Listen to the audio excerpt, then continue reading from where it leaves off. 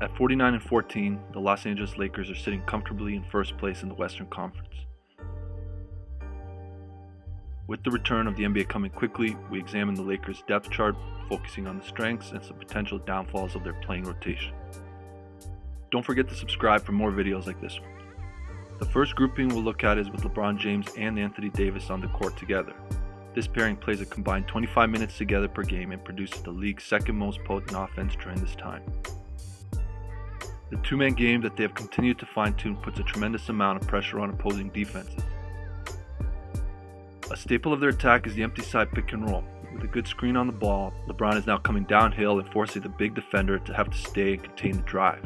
As a result, Lopez is now in a predicament because he has to keep the ball in front, but also worry about the lob threat to the rim.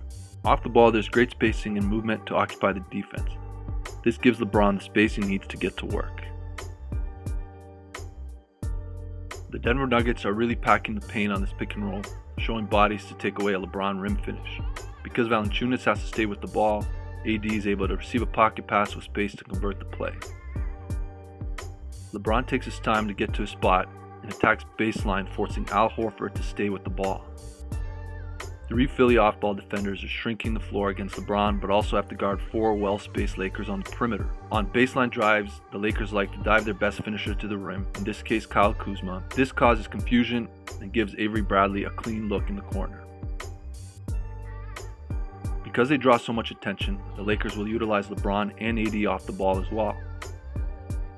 They will put LeBron in a lot of pick and roll situations with guards screening for him. This either gives him a mismatch or creates a long rotation for the defense.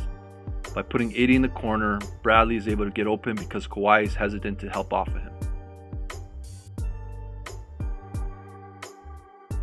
With an inverted ball screen, the Lakers utilize Davis's versatility and give him daylight to get to the rim off the dribble. If we focus in on the weak side, LeBron is virtually face guarded the entire possession by Marvin Williams, which takes away any rim help on AD's drive.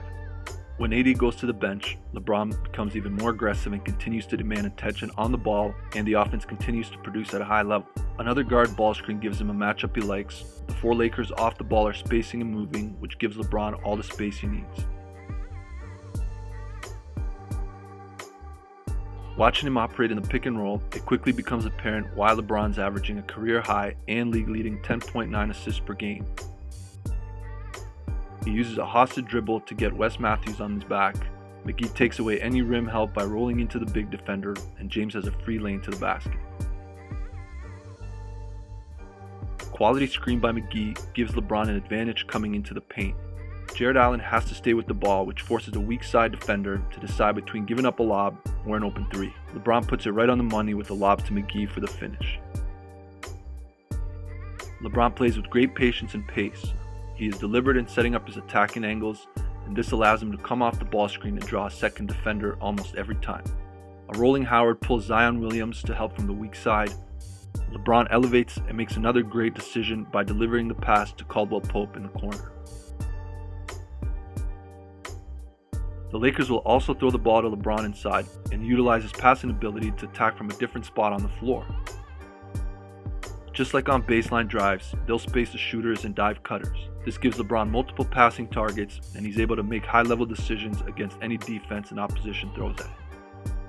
Somewhat surprisingly, a lineup with Davis on the floor and LeBron on the bench has been extremely inefficient for the Lakers. Let's look closer as to why that is. Part of the problem is that this lineup combination seems to lack a focused and purposeful attack on a consistent basis. When the primary fast break doesn't materialize, the Lakers have trouble flowing naturally into their offense. This results in a dose of off the dribble, out of rhythm, and very low efficiency shots. Let's look at what works for this lineup. At their best, this group is playing through AD and fully utilizing his skill set on the offensive end. They would look to throw the ball inside to AD. With the ball in his hands, AD demands attention from multiple defenders. The Milwaukee Bucks are slow to send help on a post-up, and he's able to carve them up on this possession. Even without LeBron, AD is a great weapon as a screener on the ball. His roll gravity and lob threat forces big defenders to play the ball handlers softer. With great spacing on the perimeter, Rondo has plenty of space to operate and get to the rim. Because Rondo got to the rim on the earlier possession, Montrezl Harrell stays longer with the ball to discourage another drive. The Lakers once again have great spacing on the perimeter, and this makes AD's pop even more difficult to get out to. Off the ball, Davis's cuts or curls draw multiple defenders and open up teammates for clean looks.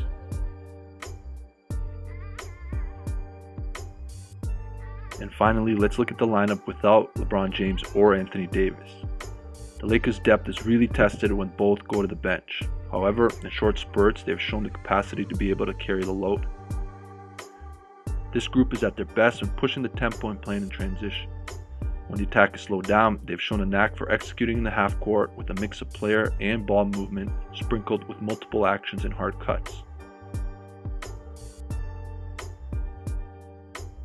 Where this group has struggled is when they're not able to find a flow and rhythm to their offense and they become dependent on individuals to create in isolation situations.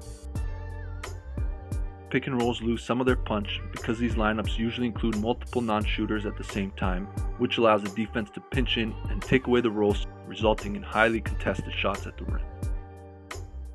While these segments without LeBron and AD are only short spurts, it is a great opportunity for Kyle Kuzma to take on more of an attacking and facilitating role. He continues to show flashes of his natural ability to get in the paint and finish with a soft touch, but will need more consistency and efficiency. Continuing to push the pace and executing in the half court with a more aggressive Kuzma is a natural way for this group to improve their efficiency. With only a short regular season before the playoffs begin, Los Angeles will have a limited window to regain their offensive form and to continue building on the success they had before the shutdown. Thanks for joining EduBasketball for another video session. Click subscribe to join us next time. We look forward to seeing you soon.